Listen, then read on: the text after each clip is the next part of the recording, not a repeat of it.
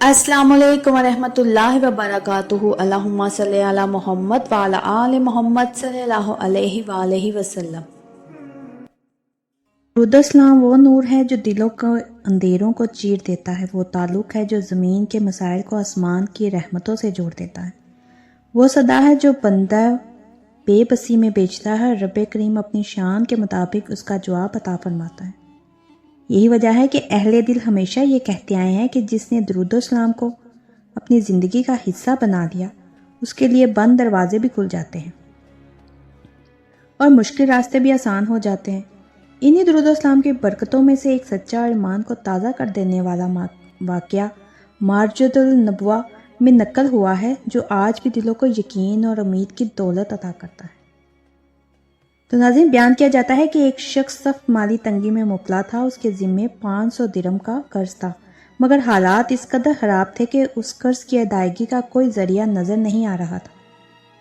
دن گزرتے جا رہے تھے، قرض ہوا تقاضا کر رہے تھے اور دل پر بوجھ بڑھتا جا رہا تھا۔ اس شخص کے پاس نہ تجارت تھی، نہ کوئی مستقل ذریعہ، آمدن بس ایک سرمایہ تھا اور وہ تھا عشق رسول صلی اللہ علیہ وسلم۔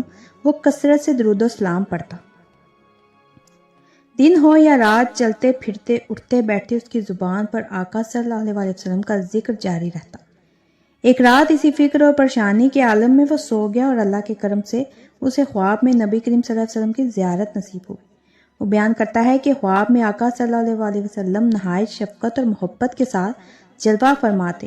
اس شخص نے اپنے دل کا حال عرض کیا، اپنی تنگ دستی، اپنی بے بسی اور اپنے قرض کا ذکر کیا۔ آقا صلی اللہ علیہ وسلم نے اس کی بات پوری توجہ سے سنی اور پھر فرمایا کہ جاؤ، فلاں صحیح مرد کے پاس جاؤ جو نیشا پور کا رہنے والا ہے، میرا پیغام اس تک پہنچاؤ اور اس سے کہو کہ وہ تمہیں 500 درہم دے دے۔ وہ شخص چونکہ عاشق رسول صلی اللہ علیہ وسلم ہے، ہر سال ہزاروں غریبوں کو کپڑے دیتا ہے اور اللہ نے اسے کشادہ دل عطا فرمایا۔ آقا صلی اللہ علیہ وسلم نے مزید فرمایا کہ اگر وہ تم سے کوئی نشانی طلب کرے تو اسے یہ کہنا کہ تم روزانہ 100 مرتبہ درود و سلام نبی کریم صلی اللہ علیہ وسلم کی بارگاہ میں بطور ہدیہ بیچتے ہو، مگر کل کے دن تم اس عمل سے محروم رہے تھے۔ یہ خواب دیکھ کر وہ شخص بیدار ہوا تو اس کا دل یقین سے بھر چکا تھا۔ اس نے وضو کیا، 2 رکعت نفل ادا کیے اور اللہ کا شکر ادا کیا کہ اسے آقا صلی اللہ علیہ وسلم کی زیارت نصیب ہوئی۔ صبح ہوتے ہی وہ اس صحیح مرد کے پاس پہنچا، اپنا تعارف کروایا اور اپنا حال بیان کیا۔ شروع میں اس صحیح مرد نے زیادہ توجہ نہ دی، مگر جب اس شخص نے آقا صلی اللہ علیہ وسلم کا پیغام پہنچایا اور وہ نشانی بیان کی جو خواب میں بتائی گئی تھی، تو صحیح مرد پر کیفیت طاری ہو گئی۔ اس کی آنکھوں سے آنسو بہنے لگے، وہ فوراً زمین پر گر پڑا اور بارگاہ الہی میں سجدہ شکر ادا کیا۔ اس نے کہا کہ یہ بات میرے اور میرے رب کے درمیان راز تھی، کسی کو اس کا علم نہ تھا۔ واقعی کل کے دن میں کسی وجہ سے درود و سلام پڑھنے سے محروم رہ گیا تھا۔ یہ سن کر اس صحیح مرد کا دل عشق رسول صلی اللہ علیہ وسلم سے بھر گیا۔ اس نے فوراً اپنے خادموں کو بلایا اور کہا کہ اس شخص کو صرف 500 درہم نہیں بلکہ 2500 درہم دیے جائیں۔ پھر اس نے کہا 1000 درہم اس خوشخبری کے شکرانے کے طور پر کہ تم آقا صلی اللہ علیہ وسلم کا پیغام لائے ہو، 1000 درہم اس بات کے شکرانے کے طور پر کہ تم میرے پاس آئے اور مجھے میری کوتاہی یاد دلائی، اور 500 درہم وہ قرض کی رقم ہے جو آقا صلی اللہ علیہ وسلم حکم سے ادا کی جا رہی ہے۔ یوں ایک مقروض شخص جس کے پاس کچھ نہ تھا، درود و سلام کی برکت سے نہ صرف قرض سے نجات پا گیا بلکہ اس کی زندگی میں آسانی اور کشادگی آ گئی۔ تو ناظرین، یہ واقعہ اس حقیقت کو واضح کرتا ہے کہ درود و سلام محض الفاظ نہیں بلکہ وہ روحانی وسیلہ ہے جس کے ذریعے بندہ آقا صلی اللہ علیہ وسلم کی بارگاہ سے جڑتا ہے اور پھر اللہ کی رحمت اس کے حالات بدل دیتی ہے۔ اس واقعے میں یہ بھی سبق ہے کہ جو شخص درود و سلام کو اپنا معمول بنا لیتا ہے، آقا صلی اللہ علیہ وسلم اس سے بے خبر نہیں رہتے۔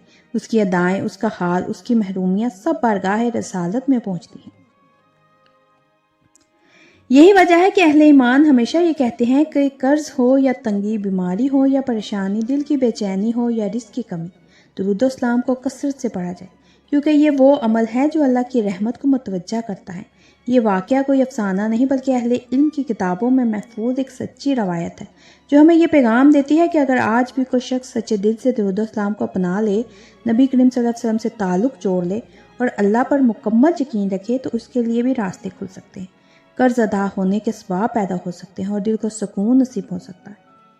تو ناظرین، یہی دعا ہے کہ اللہ ہمیں بھی درود و سلام کی حقیقت کو سمجھنے، اسے اپنی زندگی کا حصہ بنانے اور اس کی برکتوں سے فیضیاب ہونے کی توفیق عطا فرمائے، اور ہمیں بھی ایسے ہی یقین اور محبت کی دولت نصیب فرمائے جیسی ان خوش نصیب لوگوں کو عطا ہوئی، آمین۔ تو ناظرین، اگر آپ کو میرا یہ مشاہدہ، میرے یہ الفاظ دل سے لگے ہوں تو میرے چینل کے ساتھ جڑے رہیے، میرے چینل کو سبسکرائب کریں، لائک کریں، شیئر کریں، مجھے کمنٹس میں ضرور بتائیے گا کہ کون کون درود پاک پڑھتا ہے۔